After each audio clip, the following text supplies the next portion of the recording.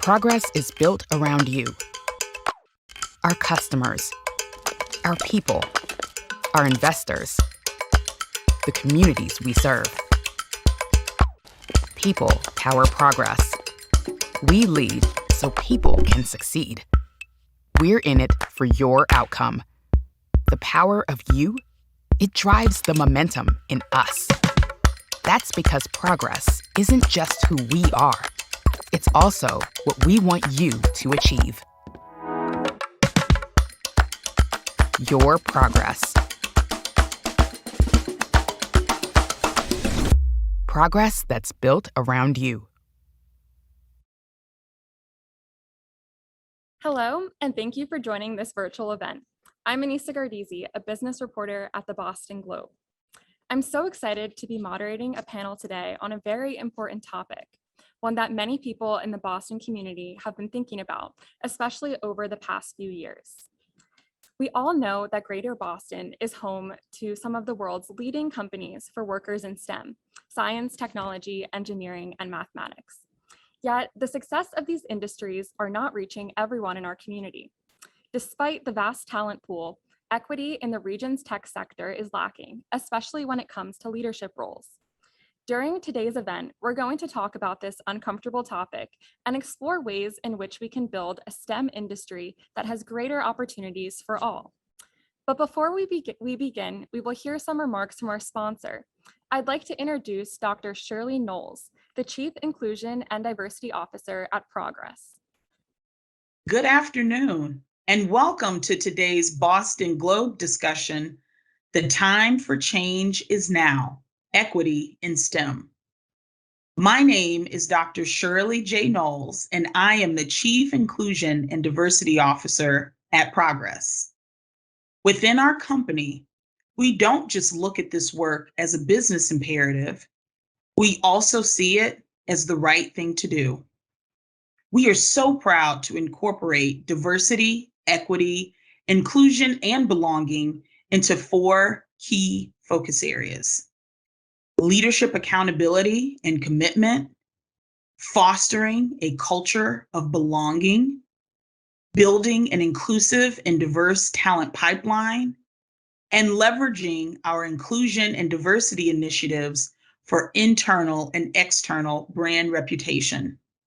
We are already off to a great start, and it is all because this work is a part of our DNA. It is the Progress Village that helps make this work so meaningful to our 2,000 global employees. I am excited to introduce you to today's panel with 3 dynamic leaders in the diversity, equity, and inclusion space. Paris Chandler from Black Tech Pipeline, Kate Davison from Hacc Diversity, and Christine Thayer from Year Up. Attendees, you are all in for a treat, so get ready to sit back and learn. Back to you, Anissa. Great, thank you so much. Now, before we begin, I'd like to give you all an overview of how today's session is going to work. During the first half of the session, I will be talking with Paris, Kate, and Christine separately. And then sometime around 12:30, we're going to reconvene and bring everyone together for a group discussion, where I'll also get to questions from the audience. We already have some great questions that some of you guys pre-submitted, but we'd love to get more during the panel. You should see a Q&A button at the bottom of your screen, and that's the best place to submit your questions during the panel. And we'll try to get to as many as we can later on. And just so everyone knows, this event is being recorded and we'll distribute it later to anyone who signed up for the event. Now, please welcome Paris Chandler. She's going to be one of our first panelists today. In 2018, one of her tweets sparked a global movement known as #BlackTech which aimed to highlight Black tech employees who work in a predominantly white industry. Because of the overwhelming response that she received, her mission quickly changed from shining a spotlight on the problem to trying to solve it. She started an organization called Black Tech Pipeline, which helps firms hire and retain those employees. Thank you so much for being here, Paris. And it is common for for people from underrepresented communities to sort of enter the tech sector in an unconventional way. So Paris, I was hoping you could first talk about how you entered the tech industry. Yeah, so before I entered tech, I was a wax specialist at European Wax Center, waxing body hair full time. And I learned about Resilient Coders, which is a Boston-based boot camp that pays and teaches people of color from underserved communities to code. So I joined the boot camp. I learned front-end web development. And from there, I got introduced to their network and I was able to get an internship. And from there, I got my first job as a software engineer. And then my career kind of just continued from there. And what were some of your first experiences when you entered the tech industry, and how did that sort of lead to that tweet that you sent out in 2018? Yeah, so it was a shock for me because entering tech was, I want to say it was like really the first time I was the only person in a room that looked like myself. And when I say room, I really mean company. Like I've never not worked with at least one other person who looked like me. And entering tech, that happened to be the case at every company that I worked at. And so it was really sort of hard for me to adapt to the culture. And I felt like internally I was going through a roller coaster of like, how should I talk? How should I act? Like I didn't know how to be myself comfortably. And I didn't like how entering the industry made me question myself and being in my natural state. And when I got on Twitter, that's when I realized that there are Black technologists in the industry. And that's what pushed me to, post that tweet. Because I was like, there are people who look like me, but how many of us are really out there? And so I posted the tweet. And for some people on the call who might not be familiar with that first tweet, could you sort of explain what the tweet was and then, what happened in the 24 hours after the tweet went out? Yeah, so I posted, what does Black Twitter in tech look like here? I'll go first. So Black Twitter is already a big community on Twitter. And I was looking for for technologists in Black Twitter specifically. And I posted a picture of myself with a caption of what I do in tech, which is I was a front-end developer. And that tweet ended up taking off and going viral. And I didn't think that wasn't my intention. I didn't think that would happen. But it brought together Black technologists from all over the world, and they posted themselves into that tweet, creating a really long thread of their pictures, and they captioned what they do in the industry as well, and it formed the Black tech Twitter community. And so once you sort of had that movement going, what was the impetus to starting Black Tech Pipeline, and what was sort of your goal in doing that? Yeah, so from that tweet, because it went viral and it gained a lot of attention from, technologists and the media and companies, I had employers from big and small companies DMing me on Twitter, which is really like informal. They were DMing me asking if I would recruit candidates from the Black tech Twitter community into their companies. And I said yes to all of them because, why not? I'd love to see more people who look like me here. And so that's what I did. I was recruiting people from Black tech Twitter for 2 years for free. And the reason why Black Tech Pipeline came to be is because a lot of the recruits came back to me later on and let me know that they left the companies that I recruited them into. And when I asked them why, they said, they didn't feel that it was really inclusive. It felt really performative. They were clearly just diversity hires and they weren't being supported or nurtured. And so that's when I decided, if I'm going to do this work, I want to do this right and make sure that people are having good experiences. And that's when I launched Black Tech Pipeline. And the fact that you had, big and small companies and just job candidates reaching out to you informally through Twitter, what does that sort of tell you about the pipeline for getting these hires at those roles? The fact that they were sort of reaching out to you via Twitter? That it's not really a pipeline problem. It's really a network problem, because me, myself, entering the industry, I didn't know that there were so many of us here because I never saw anyone who looked like me. But when I got onto a platform like Twitter, which is global, that's when I got exposure to all of these other communities, not even just Black technologists. And so you really have to get out of your comfort zone and get out of your bubble and, get on social media, go to certain meetups that are targeting specific groups. You really have to put in the work to go find people who don't look like you and who are outside of your own community. And why do you think some companies talk about the diversity pipeline problem? From their perspective, why do you think they're calling it a pipeline problem, and how do you try and help them fix that? I think because they wait for candidates to come into their pipeline when that's not how it works. If you can't find them, what makes you think they can find you, right? So you have to get up and do the work, like I said, and that means going to specific meetups and conferences that are targeting these groups, getting onto social media where you have exposure to the world, and building those relationships and connecting with people and networking with them. And so, I mean, that's what you have to do. That's what I tell everyone now. It's as simple as that, really. And a lot of this panel, we're going to focus on workforce development programs. And I know that you went through the Resilient Coders program, whose leader announced that he was going to be stepping down this year, sort of because of the problems that he sees with workforce development programs. So I wanted to get your perspective on him stepping down later this year, since you participated in the program, and since we'll be focusing on, what works and what doesn't work as it regards workforce development. Yeah, so first of all, I'm very sad that Dell is stepping down because I think he's absolutely incredible. I think he's the best at what he does. But I don't blame him. I feel like, talking about DEI, diversity, equity, and inclusion, it feels repetitive because we do it all the time, right? But you don't see the real impact. You don't see real change happening. And I think it's because in order to create real change, like really big things need to be removed from the industry. And that goes as far as like firing people in big positions that are creating these toxic work environments and, aren't allowing for DEI to be a priority. And so until changes like that can be made, everything just feels very repetitive. Yeah, and I definitely wanted to ask you about sort of a number of companies that are increasingly hiring DEI leaders at their companies and, announcing their roles and what they're going to be doing at the company. How do you think those types of roles impact organizations, and like, do they actually work? What have you experienced? So it seems like a lot of DEI leaders are not really supported with the resources and budgets that they need. And that needs to be that needs to be a priority and a change.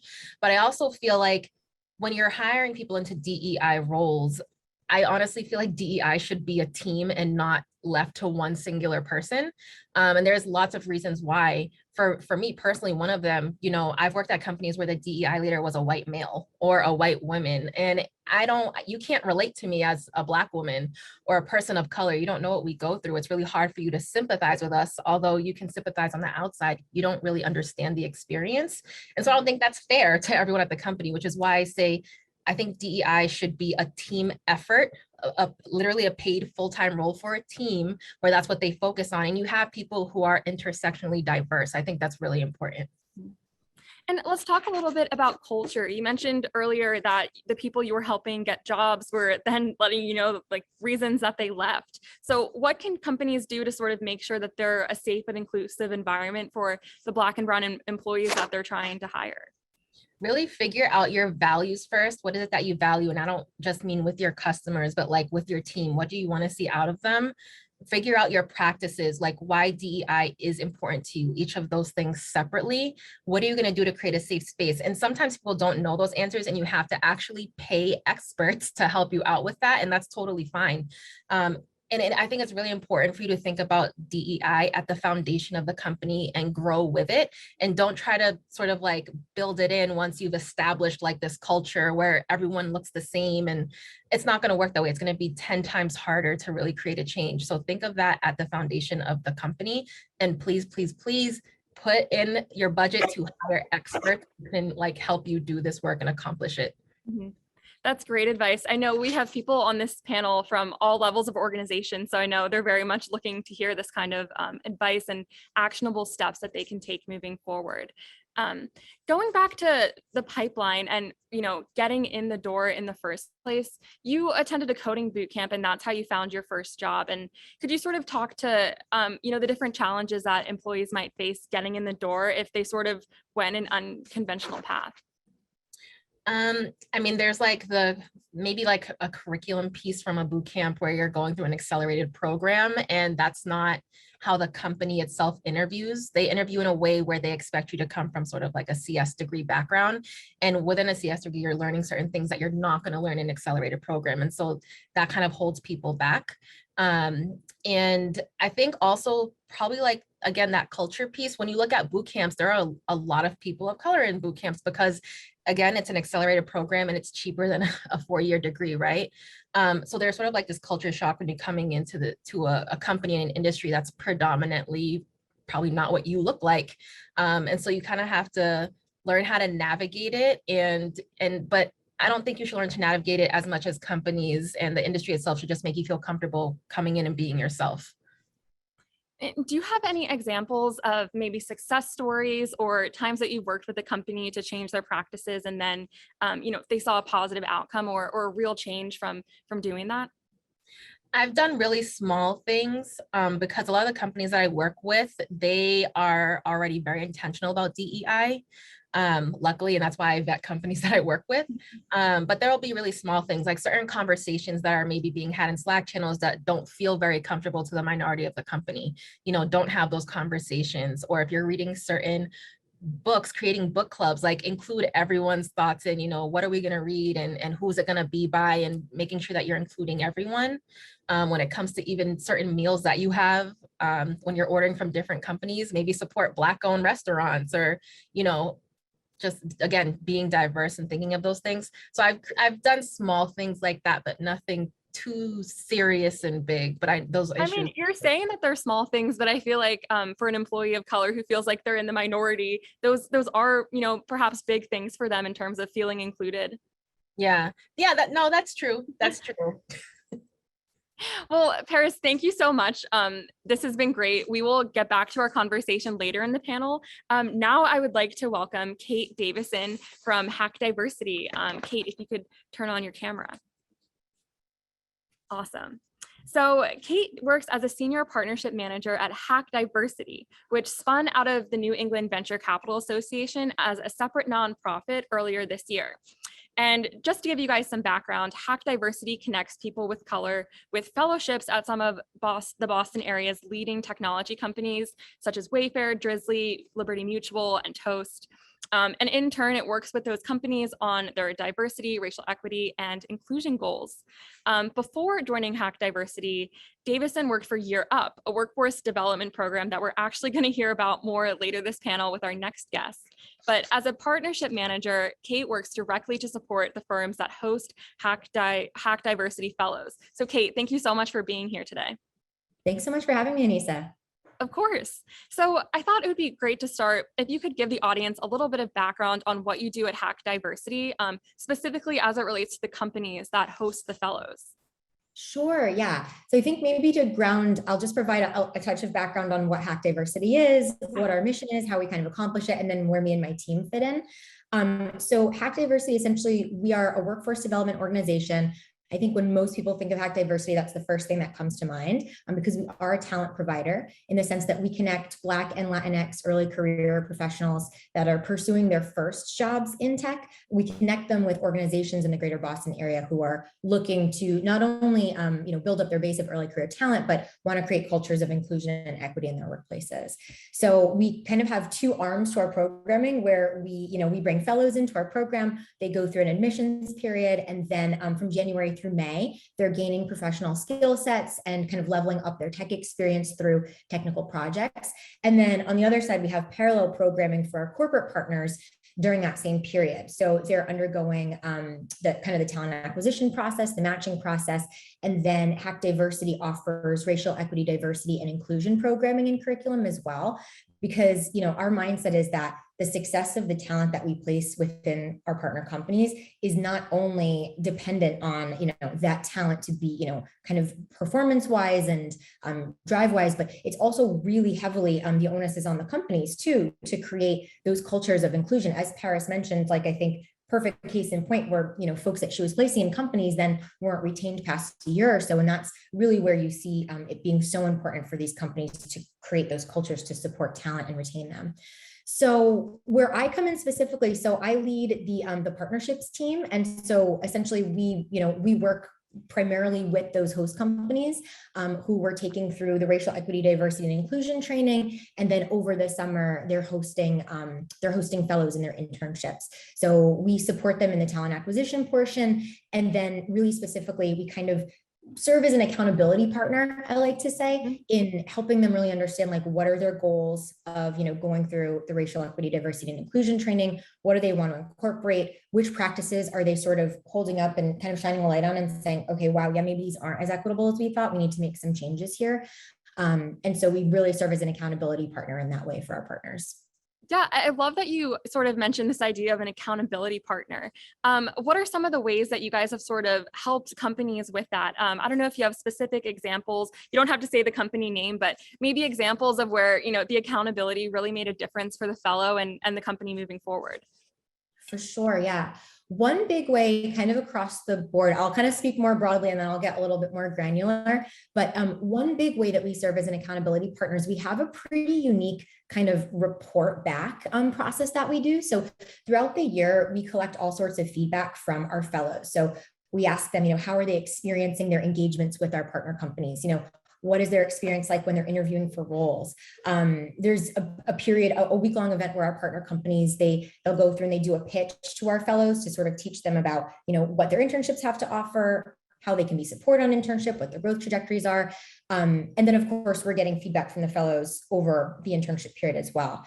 And so it's all, really, really rich feedback from fellows. And so we compile it in such a way, and we work with a data reporting company, BW Research, and we sort of compile them into these sort of progress reports that we share with companies twice a year, kind of midway and then at the end of the year. And so companies have access to all of this really rich feedback directly from fellows who are coming from, traditionally undervalued pipelines and underrepresented backgrounds, reporting back to them on the ways in which they feel belonging in their companies and, sort of whether they can see themselves advancing, how clear are the roads to promotion within the company. So that's kind of the one thing I'll share that I think is kind of unique about Hacc. So that's my team works really closely with our partners on kind of sharing out that data, helping them implement it. And, it's a really great way for them to get direct feedback. And then lastly, I'll just share one really awesome story. So we've been partnered with a company called Athena Health. They're a tech company in the healthcare industry. And we worked with them for a couple of years, and they had, bachelor's requirements on their resumes. And it was something that really came to the foreground because, we kind of approached them and said, hey, this is absolutely a barrier. You're pre-filtering out talent, and, you're not going to be gaining the sort of diverse sets of candidates that you're seeking if you're making this, kind of a limiting factor. And the conversation was, do these roles really require a bachelor's degree? Are they legal? Are they medical? Like, what types of roles are they? Well, they're entry-level software engineering roles. No, they don't require a bachelor's. So really proud to say that Athena Health has completely eliminated across the board. So not just with the Hacc diversity, but has eliminated that as a requirement. So it's, it's like a nice to have, sort of like a bonus if you have a bachelor's degree specifically in that study, but it's by no means a requirement. So that's just one example of one of the ways we've worked with a partner over the course of a few years, and sort of through their experience of having fellows come through, undervalued pipelines like associate degrees, boot camps, certifications, and just seeing like their incredible trajectory and, hiring them and having them being just tremendous contributors that I think has kind of shifted that perception. Wow, that's a great example of sort of being accountable and then a company actually changing how they're hiring. Because I'm sure it was an unconscious thing that they had on their requirements, and then hearing from the fellows really changed it for them. And how have you seen interest levels change over the past few years in terms of companies that are even interested in accepting a Hacc diversity fellow? I don't know if the interest levels you're seeing have changed over the past few years. Yeah, I will say, yeah, it has. So I've been with Hacc Diversity for a little over 2 years now. And so I started in 2020, and we saw a huge jump So I'll start first with when the pandemic hit in 2020, we saw a big dip because companies unfortunately were, not in a position to be able to hire interns over the summer.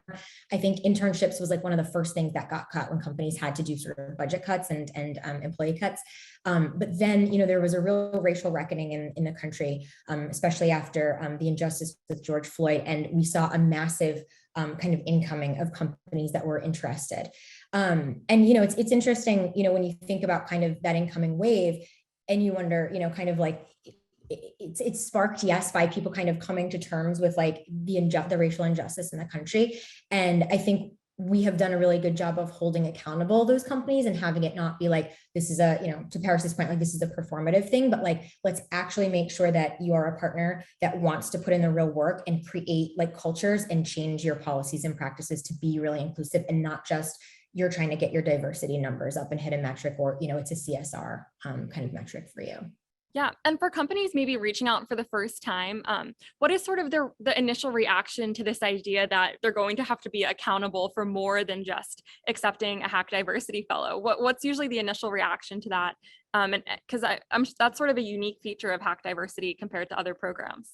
Yeah, that's a great question. I don't do a ton of business development myself, but I would say from what I understand, companies are usually very energized and kind of, I don't want to say surprised, but like pleasantly excited that that's a feature of partnership. Because, I think the folks that we do partner with and ultimately that we find the most success with really understand that it's a holistic effort, and that you cannot simply try to diversify your talent pool or your candidate pool and then kind of like stir and, you're done. There's so much real work that it takes to put into that to make it successful. And so there's an excitement that like, wow, Hacc Diversity is actually going to work with us and support us in understanding, like once we have a candidate pool that is diverse, what does it look like for us to retain those individuals? What does it look like for us to be able to support them? Like what specific techniques and tactics can managers use to support them, promote them, to sponsor them? And so that's really kind of where the change happens. So yeah, I would say companies are pretty excited. I think that's, again, kind of a unique feature or a unique sort of approach that Hacc takes with our programming. And since you guys did spin out of the New England Venture Capital Association this year, I'm wondering if you just have a few comments on sort of what that means for the organization, and maybe, what we should be expecting to see in the coming years from the group. Yeah, thank you for mentioning that. It's such a huge move for Hacc Diversity. So for the past 5 years, we've been a program of the New England Venture Capital Association. And as you said, spun out this year. So we're now our own independent nonprofit, 501c3. It was a big move. We've been working on it for the past few years. Definitely a big accomplishment. And so kind of with this venturing off now, we have a lot of ambitious growth in store, I'd say, as part of our 5-year strategic plan. So building our internal team, increasing our fellow cohort numbers, growing our partner base, and sort of advancing our digital and physical reach. In October, we're going to be hosting a big fundraiser to invest in that growth. So welcome, anyone who wants to contribute to systemic change with us to reach out for more info. And then kind of one big thing that we've done this year is we launched a new career track for mechanical engineering. So we spent all of 2021 doing some heads down, really focused work to build out the fellow curriculum for mechanical engineering, and to work with industry partners to understand like what does the technical profile look like. So we launched the pilot this year. We're working with 3 partners, Vertex, who's been a founding partner of Hacc since our inception in 2017, and Hydro and Form Labs, and 7 MEC fellows. So we're really excited to have launched that track and grateful to our fellows and partners who are piloting it with us. So that's some of the growth we've seen, and then kind of where we're headed in the next 5 years. Awesome. Well, thank you so much. We will get back to this conversation later during the group session, but now I would like to welcome Christine Thayer. If you could turn your camera on. She's the Deputy Director of Corporate Engagement at Year Up, and that's another workforce development program. And since its founding in 2000, Year Up has worked with more than 36,000 students, and the goal is to increase equitable access to economic opportunities. So we're going to dig into that today with Christine. The group has more than 30 locations across the country, and Christine is focused on Massachusetts and Rhode Island. Christine, how are you? I'm well, thank you, Anissa. I appreciate you having me here today. Of course, thank you so much for being here. I was hoping that you could first talk a little bit about Year Up's mission and then how you're applying that locally in Massachusetts. I'd be happy to. So Year Up is a national workforce development program, as you mentioned, and we are committed to closing the opportunity divide. So in partnership with dedicated partner organizations, which I'll get into in a moment, we really provide opportunities to young adults who lack access to meaningful career pathways. So we also provide opportunities for our partner organizations to advance their diversity and anti-racism goals by connecting them with a diverse, motivated, and talented resource pool. Now, Year Up is really in the jobs business, and so we're focused on helping young adults earn meaningful careers with our partner organizations. So let me tell you a little bit about our students. Our students are young adults, ages 18 to 26. They are eager, tenacious, and determined. They are trained in soft skills, essential for professional success, of course. And we train in areas of business operations, project management, IT, data analytics, finance. And ultimately, our students are enrolled in a 6-month rigorous training phase. And then if deemed internship ready, they're matched to internships. And our students are really held to very high expectations and receive high support throughout the program. Our partner organizations is really where I'm involved. And our partners really provide internship opportunities that provide career forward experience and skill building for our young adults. So in collaboration with Year Up, our partners will bring interns from internship ready to ultimately job ready. Awesome. Thank you so much for that overview. And so since today we're talking about STEM and careers in STEM, I was wondering if you could highlight maybe a few industries in STEM that you work with specifically as it relates to Massachusetts. I mean, what kinds of companies are looking to work with Year Up on expanding their talent pool? One individual company comes to mind, and that's Vertex Pharmaceuticals. Okay. So Vertex and Year Up have had a pilot phase, and it included 10 Year Up interns. Of the 10 Year Up interns, 8 were offered and accepted biotech roles within Vertex. This all started about a year ago and eventually resulted in these young adults earning salaries way above Year Up's average. Vertex funded the development of our biotech curriculum, not just for Vertex, and that's what's unique about this partnership, but Vertex paid for this development of the curriculum specifically for the industry at large and found it helpful in getting our interns up to speed, allowed them to speak the biotech language. In addition, Year Up's foundational skill building was found to be the most relevant, things like effective communication, teamwork, problem solving, adaptability, and time management. These are all things that were taught during this curriculum. And the current thinking for the pilot phase 2 with Vertex is to place interns in January 2023. And that will give us the opportunity to work with Vertex's new cell and genetic therapies facility. And this new facility will be dedicated to the research, development, and manufacturing of their cell and genetic therapies.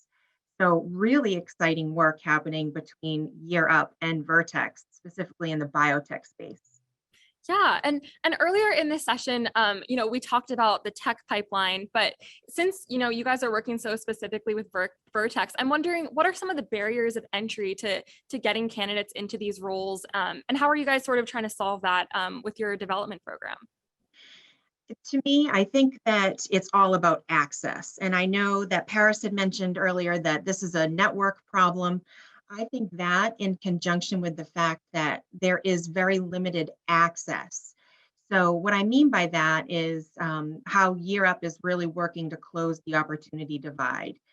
There are about 5 million young adults who are disconnected from stable career pathways.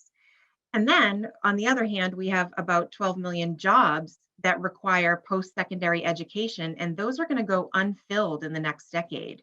Mm-hmm. So we found that millions of young adults in the US have talent, they have motivation, but they lack the opportunity. And at the same time, companies have opportunities available, but lack the talent they need to succeed. So I'm feeling that there's, a serious opportunity divide here and lack of access. Mm-hmm.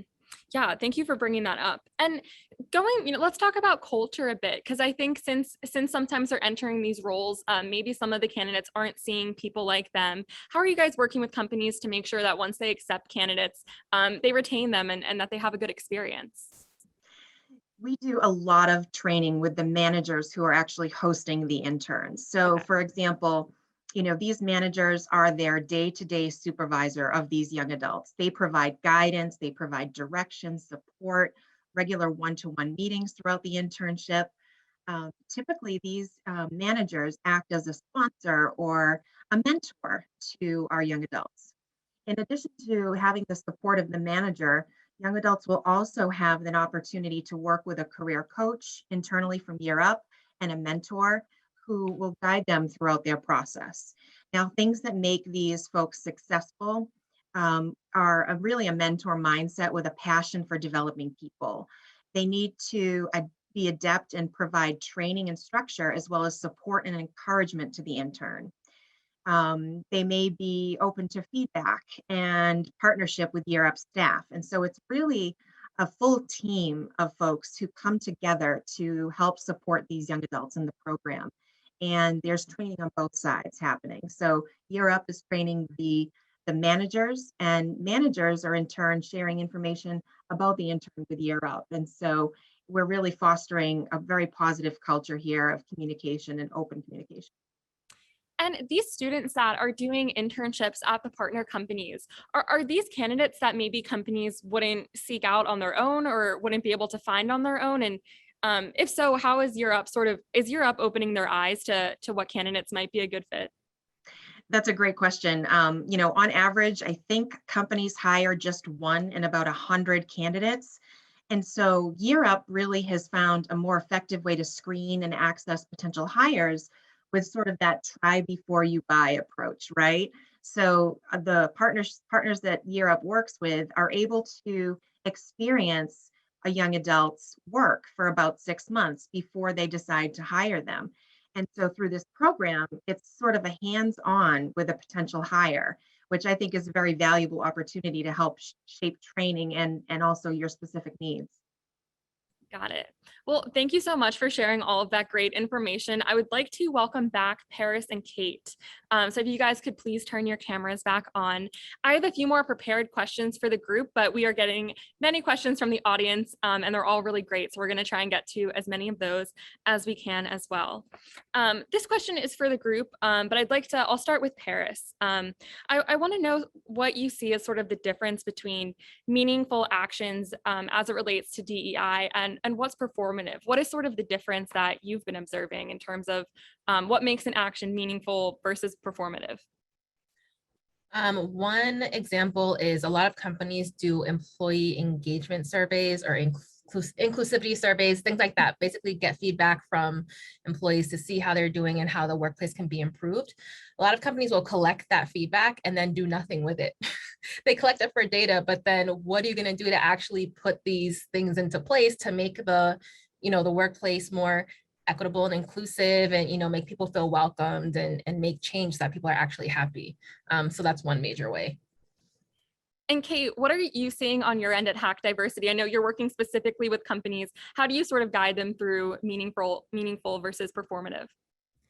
Yeah, definitely. I think the concept of, not hiring just to hit numbers, but really doing the on the ground work. So once you have an employee base, making sure how can you design a culture and programming that supports them in seeing themselves there for a while. So, and I think there's a lot that can be done on the manager side. So I think companies that are really willing to invest in managers who will then, promote talent, who will serve as sponsors for talent, kind of lifting them up, giving them projects, helping them understand their career trajectory. I think that's a big way that companies can move away from sort of the performative to let's invest in our people managers and make sure that they're in turn investing too. I think the other thing too, I think, sometimes we've seen from very well-intending partners is sort of when they bring in candidates from, traditionally underserved pipelines, they'll kind of say, okay, here's your ERG groups, join these, get involved in our DEI initiatives. And I just think that, you need people to kind of sign off on this. You need people to say yes, I want to, and not just assume that that's something that people want to do going right in. And that's not substantial, it's sort of kind of surface level. Yeah. And Christine, what about you? What are you seeing at Year Up?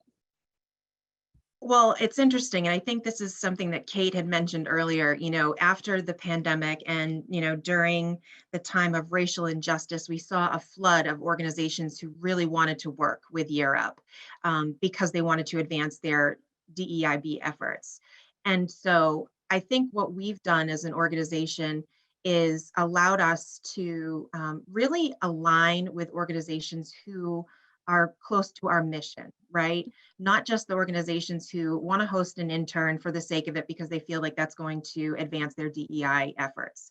We really take our time and put our potential partners through a qualifying opportunity here where we identify where we are aligned in our mission and make sure that they're doing this, they're partnering with Year Up because they want to help eliminate this opportunity divide, and they're really bought into the movement. Got it. And I'd like to ask a question that was actually pre-submitted from the audience. And it is, how are your organizations overcoming the perception that equitable access to opportunity for members of underrepresented demographics somehow disadvantages white men? So I'm very curious to know if that's a conversation that you guys have been having at your organizations. Maybe Kate, we'll start with you since I saw you sort of nod your head when I was saying that question. Definitely, yes. Yeah, this is a really good question. I think Hacc's sort of stance is, we advocate that everyone stands to prosper from racial equity.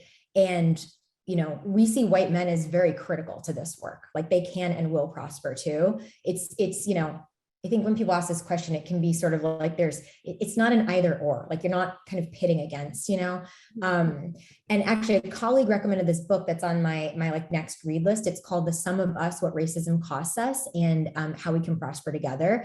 And sort of the philosophy is that everyone is hurt by racism. Obviously, people of color are hurt disproportionately and much higher, volumes and percentages, but she kind of digs into so many ways at the economy and healthcare and things of that nature that everybody is disadvantaged as well. So that's something that it's definitely on my read agenda, but I think, it really kind of addresses that dichotomy.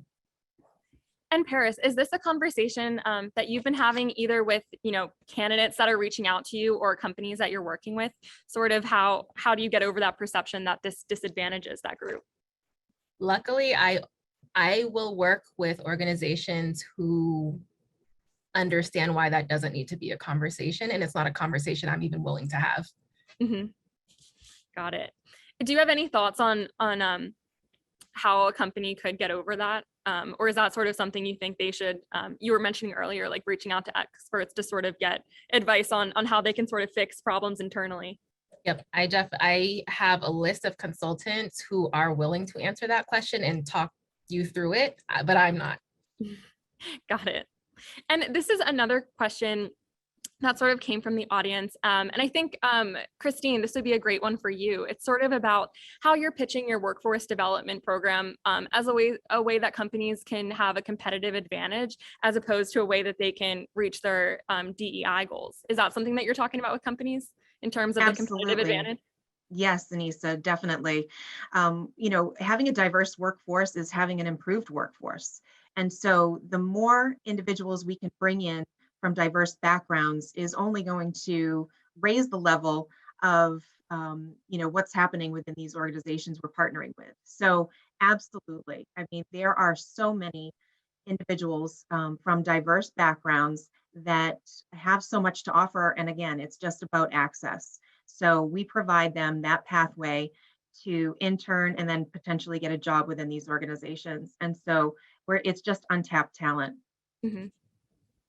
And here's another question from the audience, sort of about something that we all talked about individually during the earlier interviews. But people want to know more about what are the key elements to retention once you get equity and diversity STEM positions in your business? What are some of the best practices as it relates to retention? Kate, do you have any ideas for best practices for companies on this? For sure, yeah. I think there's definitely some big ones here. I think transparency around salary and promotion. I think that's really helpful. I think having a really clear growth trajectory is important too. I think something that we've seen specifically with fellows, but this doesn't apply just to entry-level career, I think this applies to all levels, is a really clear alignment on expectations. So understanding what does success look like in my role and how can that success lead me up the ladder and lead me to my next step. And then obviously feeling like you belong in an environment, feeling like your manager believes in you, they support you, they are giving you projects that are stretching you. When an opportunity for a promotion comes in, like they'll put it in front of you. They'll not only put it in front of you, but they'll also advocate to you up the ladder too. So get, that access. So I think managers advocating for growth and promotion is also a really big thing. So those are a few things kind of off the top of my head that I've seen and I think are really impactful. Mm-hmm. And Paris, we talked about a few of these things, but did you have any other ideas on things companies can do, whether they're big or small, to retain talent once they're in the door?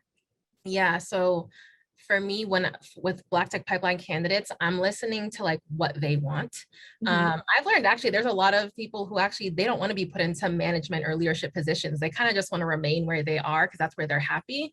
So I think it's really important for organizations and managers and all of that, just to listen to everyone's individual like needs and their goals and then support them in that.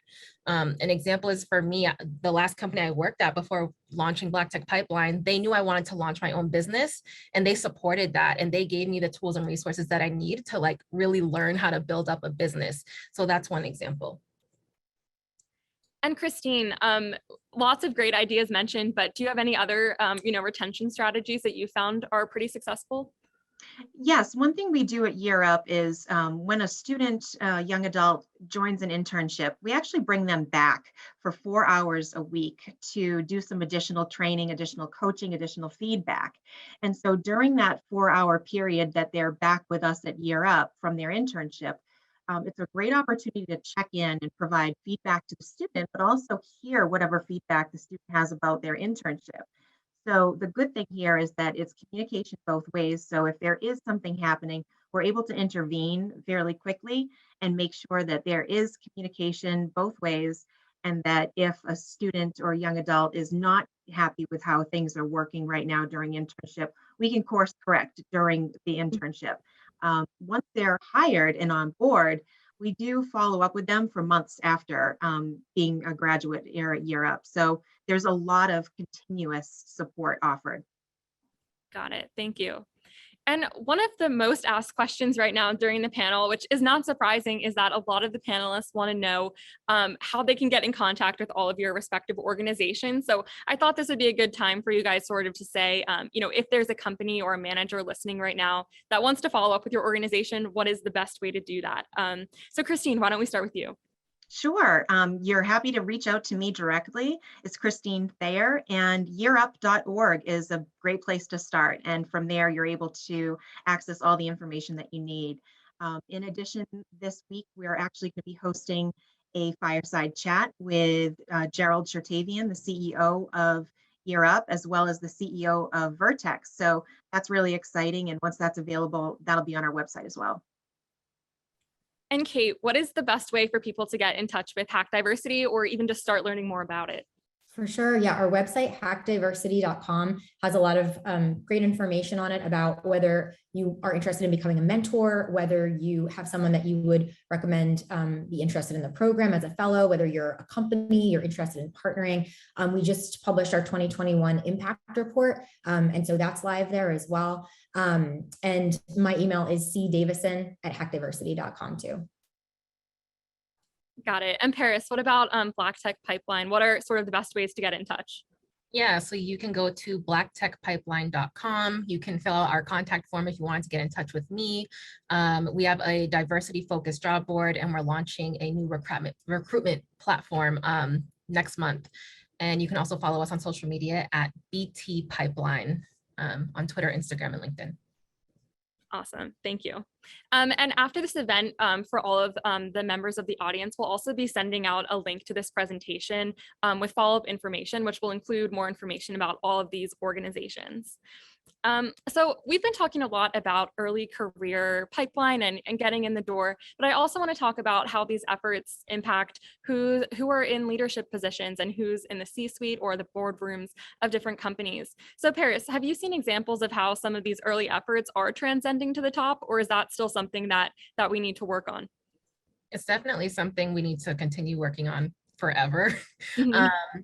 But no, I think like for when it comes to C-suite and kind of moving up the ladder, being intentional about, first of all, promoting within. So finding out, do people want to be promoted into those into those roles, and if they do, support them to get there. But also if it's currently not diverse already, holding those positions open for diverse people and being intentional about that. Mm-hmm.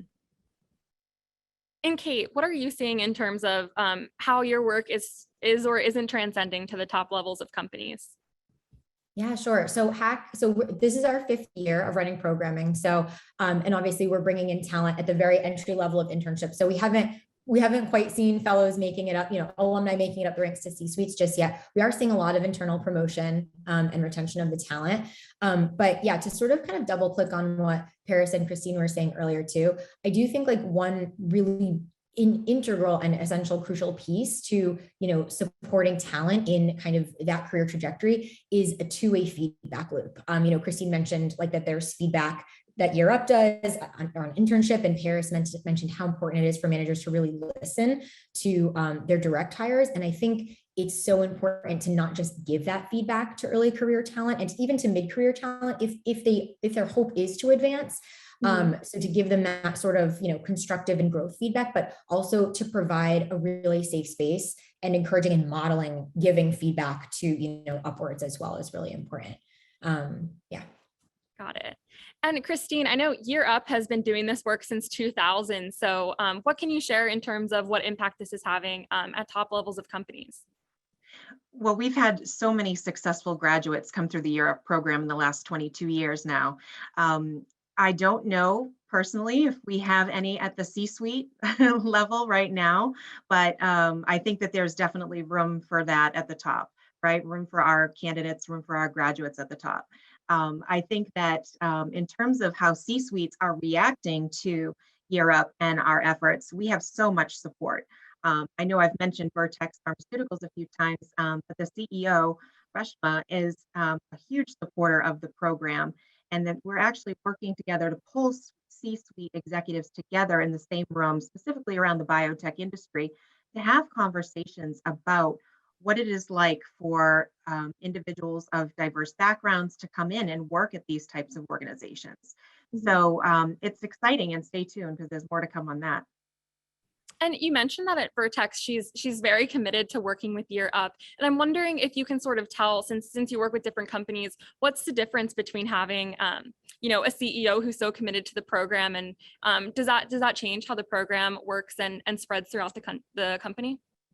Absolutely. I mean, the fact that we had an 80% conversion rate, meaning 8 out of 10 of the young adults who interned at Vertex became full-time employees with salaries well above our average, just goes to show how much Reshma and the team at Vertex have really put into this partnership. I mean, we've had success like this at many other organizations as well, but the student success rate when the CEO and C-suite is involved is so much higher, and it's felt throughout for sure. And since we're all talking about sort of these uncomfortable issues and very complicated issues, I'd like to sort of get a sense from you guys. Are there any common misconceptions about what your organizations are doing or what impact they're having? Paris, I'd like to start with you and know if there are like common, misconceptions about your mission and the impact that it's having. Yeah, so with our recruitment model, we do a 90-day feedback loop where we stay on the job with a hire for 3 months, get feedback from them, and then relay that feedback to the employer, and then work with the employer on improving their experience if it needs to be improved, but setting up that hire based on their goals and their needs for success.